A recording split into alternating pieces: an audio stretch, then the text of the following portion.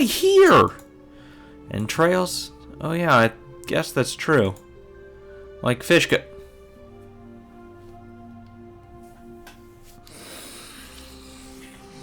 Oh.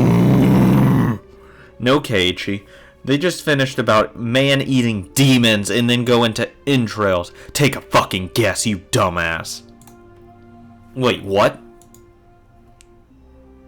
Like a jigsaw puzzle, the fun times I had today and Takano's grotesque tale clicked together in my mind. Oh, it's human entrail. Watanagashi, so gut spilling. I don't think saying that could ever feel so nauseating. Yes, it's as you imagine, Mayabara-kun. Right now, the Watanagashi Festival might just be a somewhat early summer festival occurring every June, but it used to be different. It used to be a ghastly, cannibalistic feast, held on the night the villagers had collected their unfortunate dinner. That can't be true. I had no real reason to say that, but I couldn't help it. Mayabara-kun, you said that Watanagashi is a ritual about purifying futons, right? What do you think the futons filled with cotton with wata represent? Futons are futons. They're beds. They're things for sleeping in.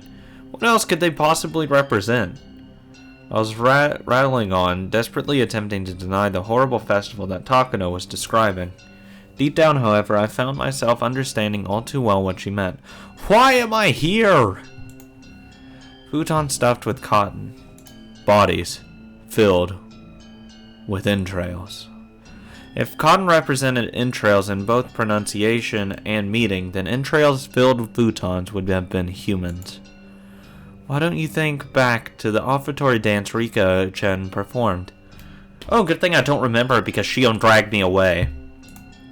Do you know what she was doing up there? Nope. No, I don't. I didn't even watch the whole thing anyway, because someone thought it was a great idea to come up here. But of course I'm too much of a wet noodle to say no, I'm staying here. Shh. Kei-chan, you're getting too worked up. Shion grabbed one of my ears, reminding me that this wasn't somewhere I should raise my voice. I don't give a fuck. I'm gonna say I've been kidnapped and have been dragged here. Fuck you, I'm selling all of you out. If I can. Even so, I still can't suppress the agitation I feel. Rika-chan was carrying a festival hoe. You've probably realized it already, but that's not a hoe for plowing fields. It's a tool for dissecting human bodies. Oh, good God! Why am I here? Please tell me why I have to be here and listen to this. It furthers the plot. I don't want to further the plot. I want to live. Because living is much better than plot. I didn't see the dance all the way through, so I don't know what kind of performance Rika-chan was putting on after I'd left. Yay. When I told this to Takano-san, she kindly explained Rika-chan's dance to me.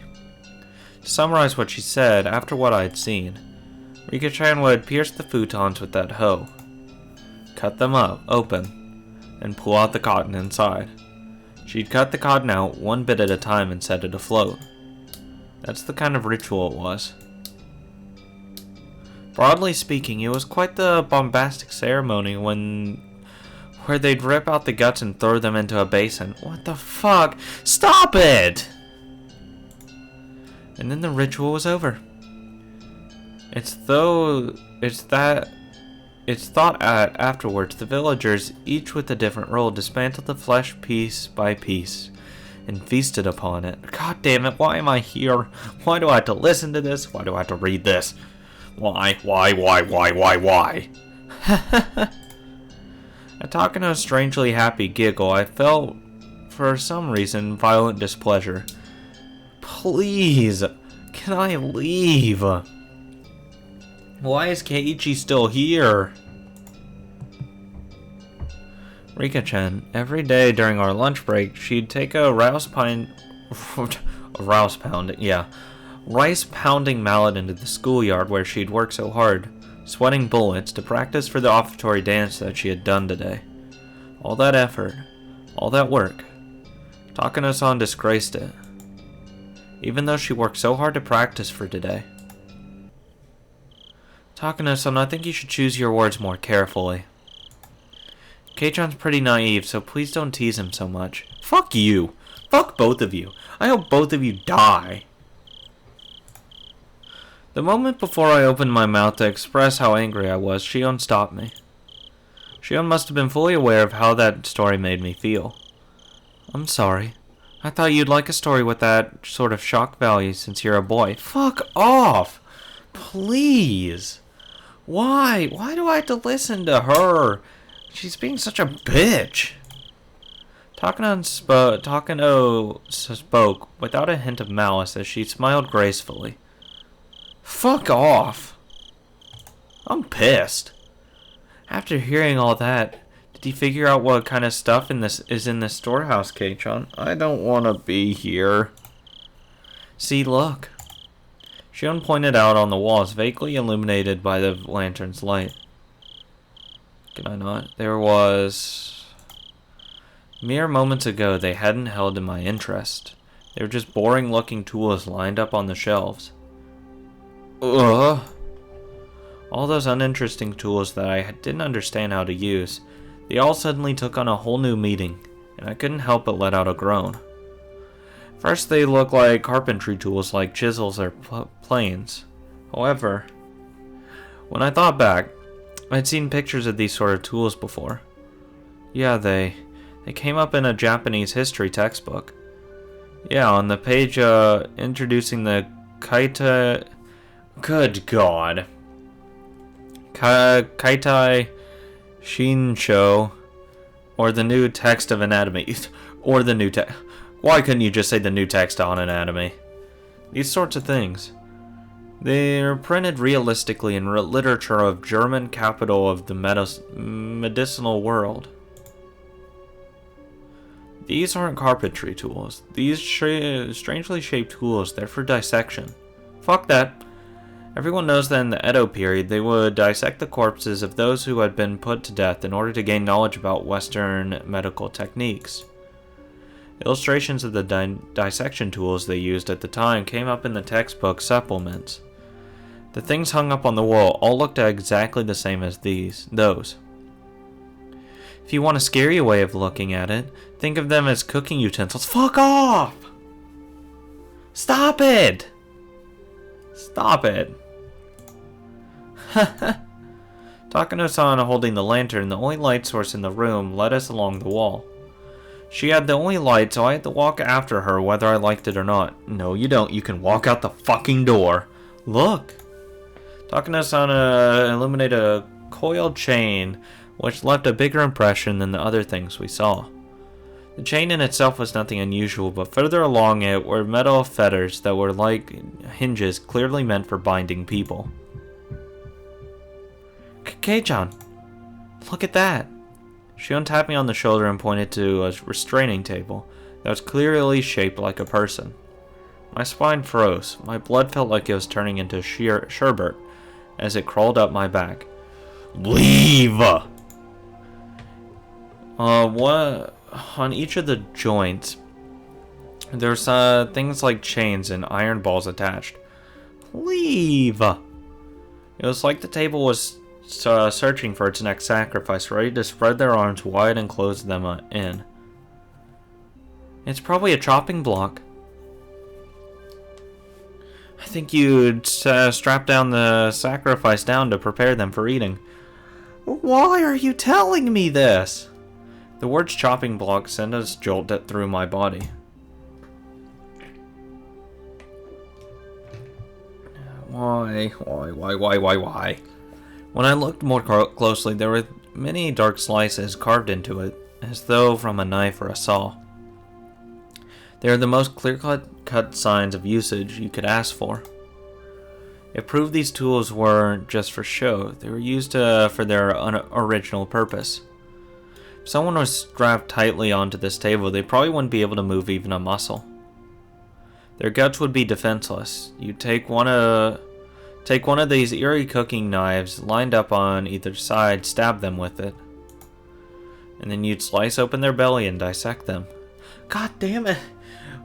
Why? I'd heard the stories, but this is incredible.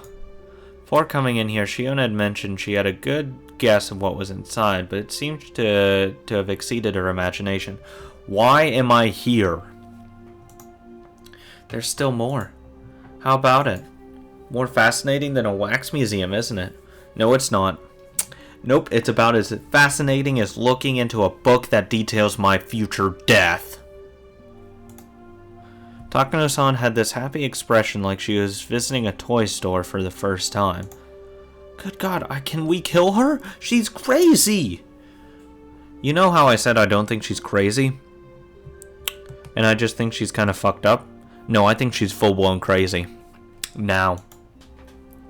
This Mio Takano person has nerves of steel. Fuck her. Are these bizarre, grotesque objects that fascinating to her? I, for one, was not enjoying myself. I don't know why I'm still here. I'll be frank. This was all too weird for me. Still, there was something even more horrifying than all of this. That would be none other than Takano, her son, herself. Takano holding the lantern, giving off such a thin beam of light.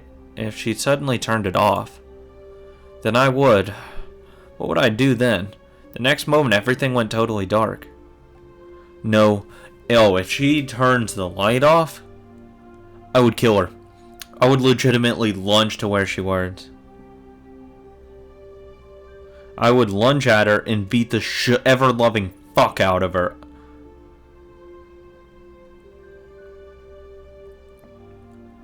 I would not care.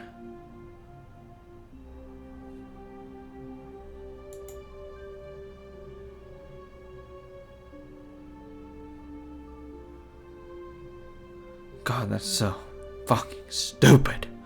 That's why I was scared. Takano said I had the only light, and anyway I was scared. At some point, Shion had startled holding onto my shirt sleeve. Fuck off, I don't care. Nope. I don't have any emotion for you. Fuck off. I don't love you anymore. I don't like you anymore. Give me Mion. I don't care. At first I was really happy because I thought you were Mion and I thought you were nice. But no. You're terrible.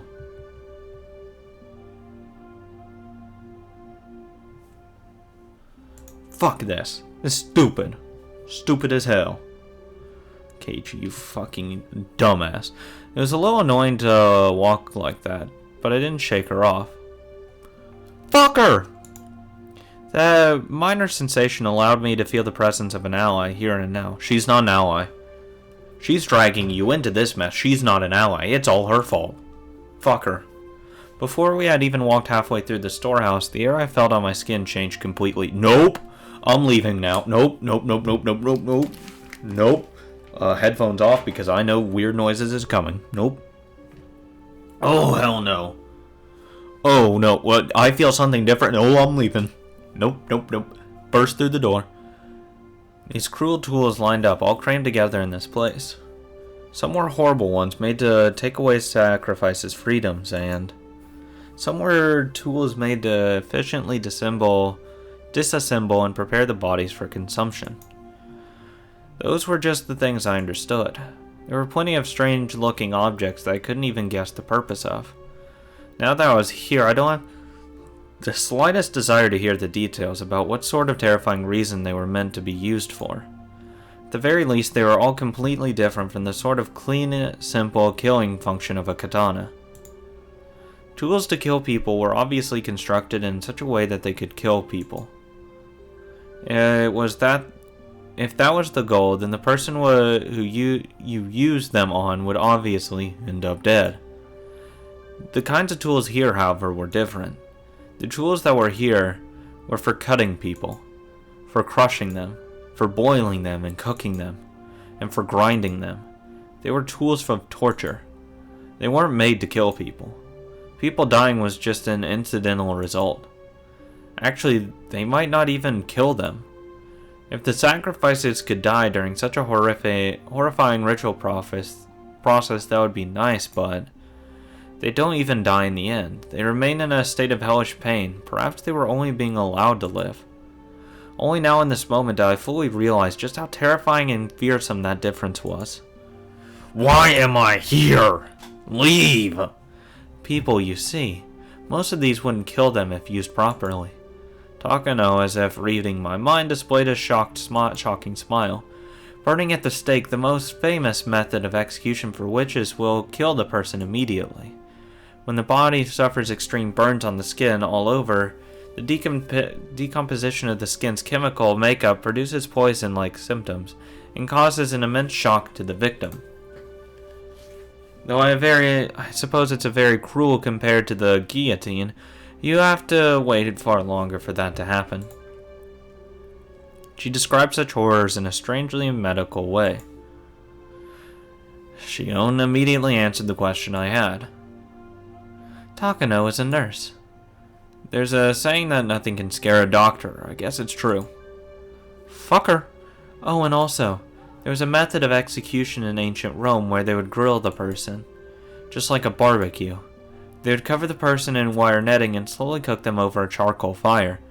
Yeah, there's also other ones where they put them in an iron bowl and burn underneath them. I would do that to you! That's torture. To think the memories of when I went to play a day camp with my family would come rushing back now of all times so vividly. That's what it was like. Apparently they wouldn't die too easily for some reason. Oh, good God, no.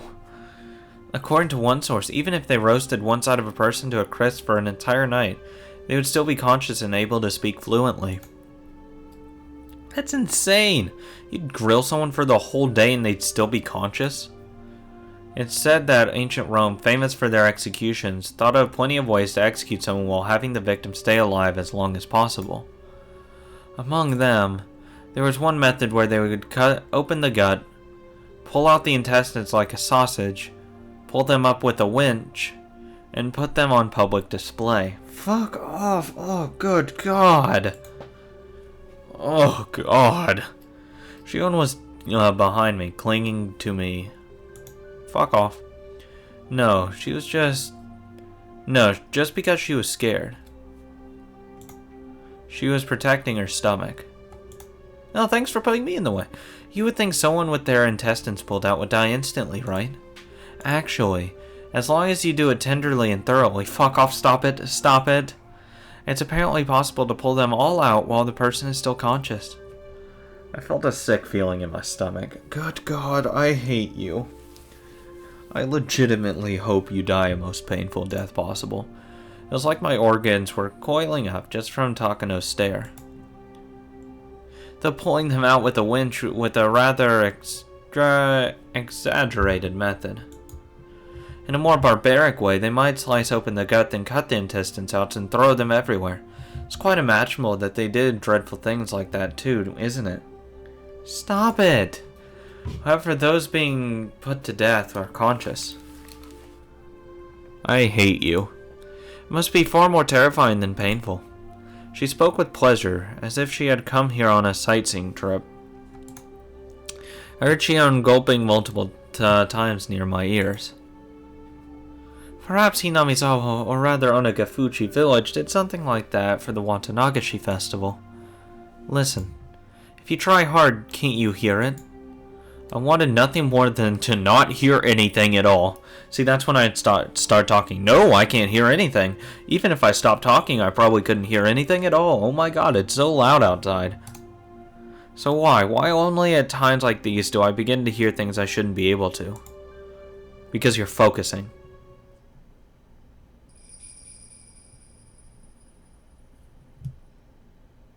What? Takano-san, having realized she scared Shion and I enough at this point, smiled soothingly. Fuck off. Then she turned on her heel, raised the lantern, and began to walk again. If Takano left us here, we'd get even further away from the light.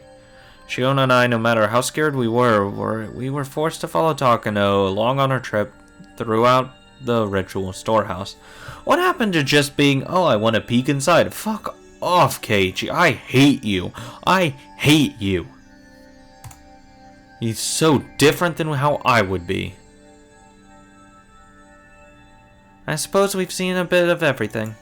See? This place is interesting, isn't it? No, it's not. She says, raising the lantern high in the center of the storehouse.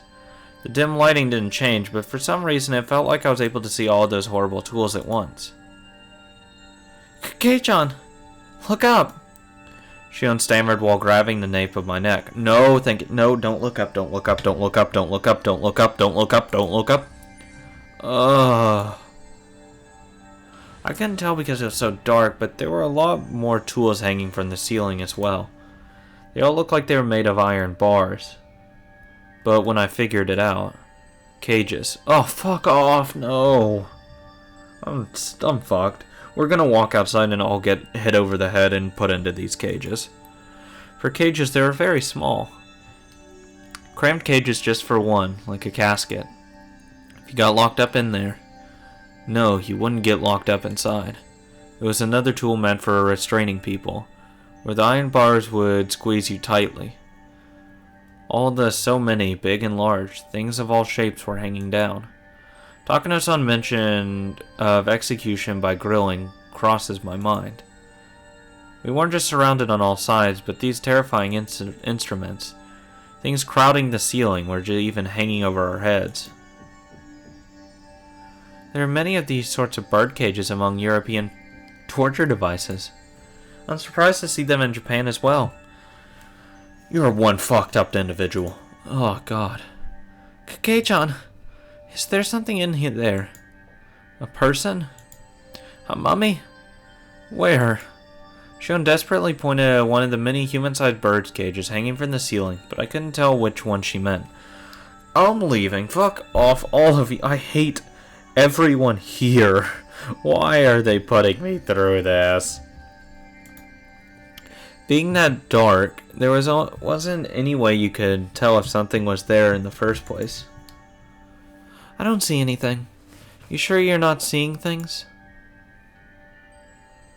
Shion didn't seem convinced, but without a means to confirm for ourselves, we couldn't do much but wonder. Maibara-kun, after seeing this, have you come to believe in all of it? The countless terrible rituals passed down in Hinamizawa. It's got nothing to do with believing them. Now that I've been shown the real thing like this, there's no possible way to deny it. I don't care, let me leave.